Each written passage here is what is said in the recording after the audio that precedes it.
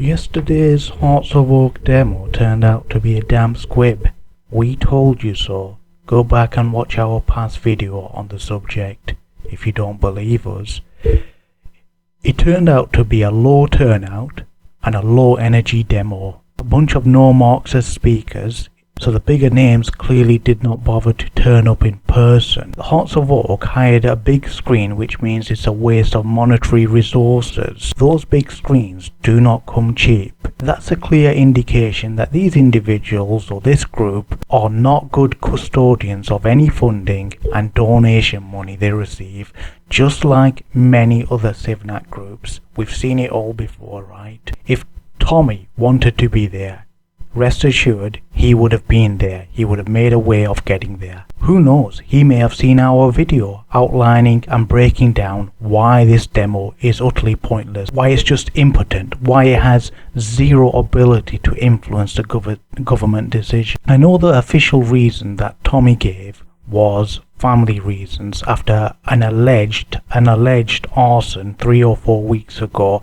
but I believe that he would have been able to recognize that every point that we made in that video was valid, completely valid and completely rational, that it was pointless because it will not influence the government's decision.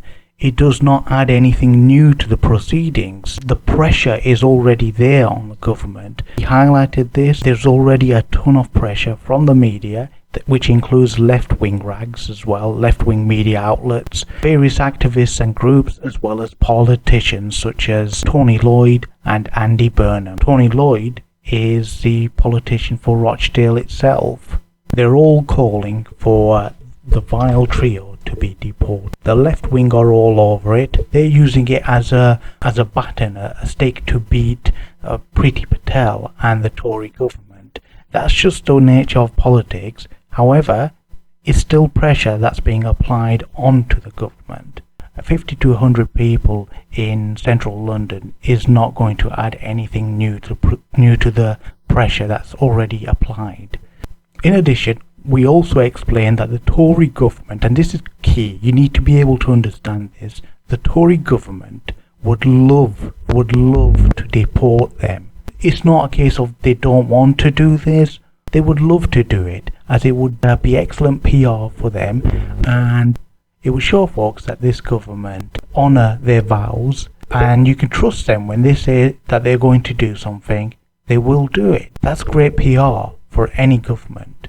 They would love to do that, but there's a clear reason why they've dragged their feet on this issue, even though they do have the legal right to try and action deportation proceedings. Emphasize the word try. They've got that legal right. Nobody's disputing it.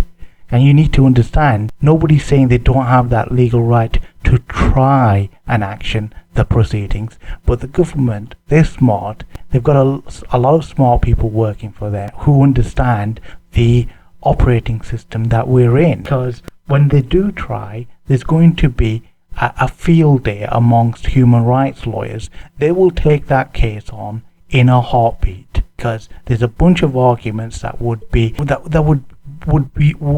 the day for them. The key argument, or the primary argument that any human rights lawyer could use in this case, is separation from family members, especially children. This vile trio, rest assured, I just want to make it clear, because there are low IQ individuals or highly emotionally strong people who claim that this is apologia, or being an apologist for the groomers. Look, if you can't understand practicalities, I can't help you. That argument of it being a separation of family members, especially from children, wins the day. Whether you like it or not, whether we like it or not, it's a winning argument, it's a winning position. They've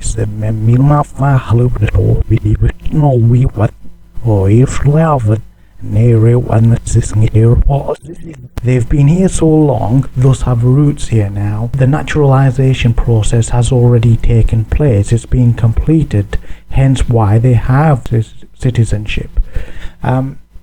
Look, I'm not saying I agree with the system that we're in. I'm not saying I agree with what will happen ultimately.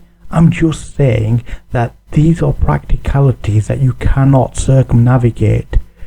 This will be a bit too complicated. It's going to be a bit too complicated for people who are emotionally charged. So they will dim-wittedly and ignorantly call you an apologist for groomers, which was the case after the last video. There were one or two comments like that. People who are emotionally charged, who don't really understand the layout of the land. This is not apologia. It's simply outlining facts, processes, and an explanation why the government have not proceeded with an attempt to deport them. If you genuinely believe that this is so simple and it's just like turning on a light switch, that's all they need to do to send them back to their country of origin, then I can't help you, because you're living in cloud cuckoo land. You don't really see the lay of the land. You don't understand the operating system that we're in. The folks who are rationally minded or more rationally minded, they will understand this, and they'll be able to differentiate between highlighting facts and being advocates or apologists for the vile trio. We're simply highlighting facts. We've also highlighted the diplomatic tensions it will cause. That's just another reason why the government would drag its feet on it, because they know it's not practical. But the primary reason is they know that in this operating system, the appeal courts would not allow it. The clever folks in the government know that it's just really a waste of taxpayers' money, especially in this climate of recession and COVID. It's a waste of taxpayers' money and a damage to diplomatic relations. So that's the reason why they've dragged their feet on proceeding with the motion of deportation.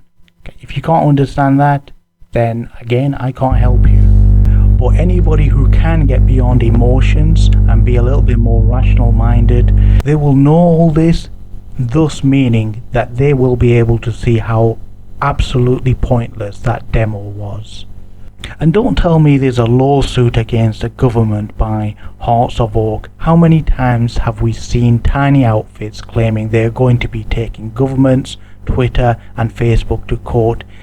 It never gets anywhere, right? It doesn't, and you know it, we all know it. These things are just really used as publicity lightning rods. Hopefully none of you donated to Hearts of Oak. They are not good custodians of your money if they're using it on ineffective and frivolous lawsuits. That's my opinion. Talking about being frivolous, that's a great segue onto PayPal grifters, as they are not good custodians of donation money and funding either.